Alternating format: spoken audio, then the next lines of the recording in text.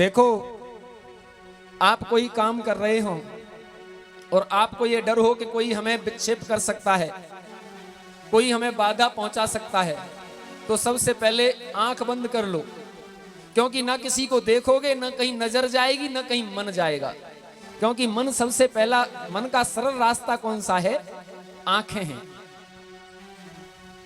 इसलिए आंख बंद करके उसी काम में अगर आप कच्चे हैं, एकाग्र नहीं हो पा रहे हैं, अपने आप को एकाग्र करने के लिए नेत्र बंद कर लो, तो आप एकाग्र हो जाएंगे। लेकिन नेत्र तो बंद कर लोगे, एकाग्र हो जाओगे, मन को भी एकाग्र कर लोगे, श्वासों को भी जीत लोगे, हल्की हल्की श्वासों से, प्राणायाम से, योग से अपने मन को भी विजय पालोगे, इंद्रियों को भी जीत लोगे, सब कुछ बंद कर लोगे, भूख प्यास को भी जीत लोगे। लेकिन कानों को कैसे जीत पाओगे? यहां क्या लगाओगे? कान तो खुले ही रहेंगे ना। इसलिए वेद में सबसे पहला वाक्य लिखा है स्वस्ति वाचन में, भद्रम कर्णेभिः शृणुयाम देवा।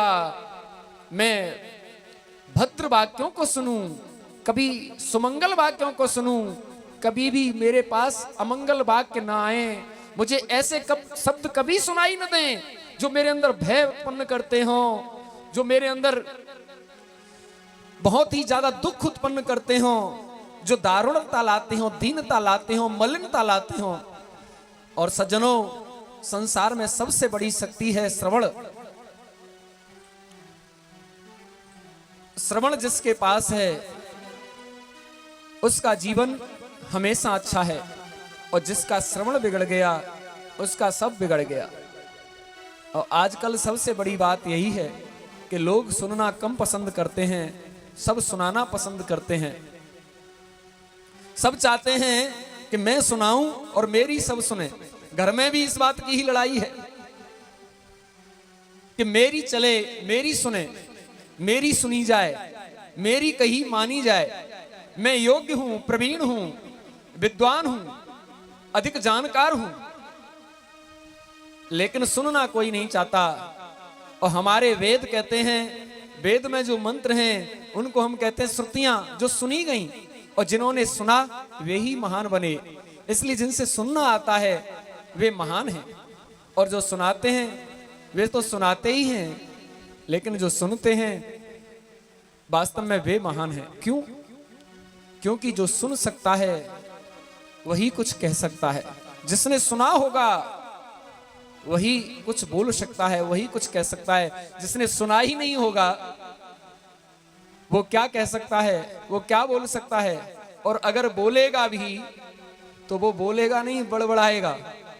जिसने सुना नहीं है, जिसने सीखा नहीं है, जिसने गुरुओं से नहीं सुना, माता पिता से नहीं सुना, शिक्षकों से नहीं सुना, बड़ों से नहीं सुना, भगवत वाणी नहीं सुनी, शास्त्रों से नहीं सुना, वेदों से नहीं सुना, तो वो उससे जब आप सुनोगे तो वो सुनाएगा नहीं। एक और वाक्य होता है जिसे कहते हैं भौंकना।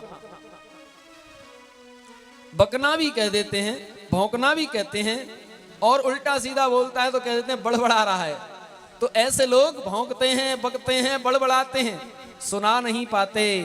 सुनाना क्या होता है? जो आदर्शमय हो, नैतिकता से भरा हुआ हो, जिसमें हमारे भारतीय मूल्यों की अवधारणाएं निहित हों, जिसमें इतनी बड़ी चीजें हों जो जीवन को बदल दें, जिससे जीवन की दिशा मिल जाए, जिससे हम अपने पथ को चुन सकें, जिससे हमारी प्रश्नों का उत्तर मिल जाए, हमारी समस्याएं हल हो जाएं, हमारे भीतर की कुंठाएं मिट जाएं, हमारे भय, हमारी उद्विग्नता, हमारी मलिनता, हमारे दोष सर्वथा दूर हो जाएं। कुछ ऐसा सुने, कुछ ऐसा सुने तो वह सुनना होता है। और जिसके लिए हम हाथ पैर तोड़ें, अपने समय को भी व्यर्थ गंवाएं और दुनिया की कथा सुने। सुनाते तो सब कोई हैं, और सब तरह की कथाएं हैं, लेकिन कुछ ऐसा सुनो जो जीवन बदल दे। कुछ ऐसा सुनो, सुपथा सुमार्गे, अपने सबसे श्रेष्ठ सुंदर मार्ग को हम चुन सकें, अपने जीवन की मूल्यों को पहचान सकें, अपने होने के अर्थ उजागर कर सकें कि मैं क्यों हूं, किस लिए हूं, मैं कौन हूं और कहां से आया हूं। इन शब्दों के जो, इन प्रश्नों के उत्तर जो देता है वह वेद, वह महावाक्य कहे गए हैं, उसके ज्ञान को सुनो। इस श्रीमद् भागवत महापुराण को सुनो सज्जनों। ये आपकी समस्याओं के समाधान करने के लिए, सर्वथा आपको प्रसन्नता देने के लिए, आनंद प्रदान करने के लिए है। इसमें आनंद ही आनंद है। ये आनंदमयी सरता, ये आनंद का समुद्र है। इसे सुनोगे तो सच्चिदानंद से जुड़ जाओगे, जो सत है, चित है और आनंदमय है। इसलिए इसका सबसे पहला शब्द ही ये है, सबसे पहला वाक्य ही ये है, सबसे पहला नाम ही ये है कि सच्चिदानंद रूपाय। मैं सच्चित आनंद स्वरूप परमात्मा के स्वरूप को प्रणाम करता हूं।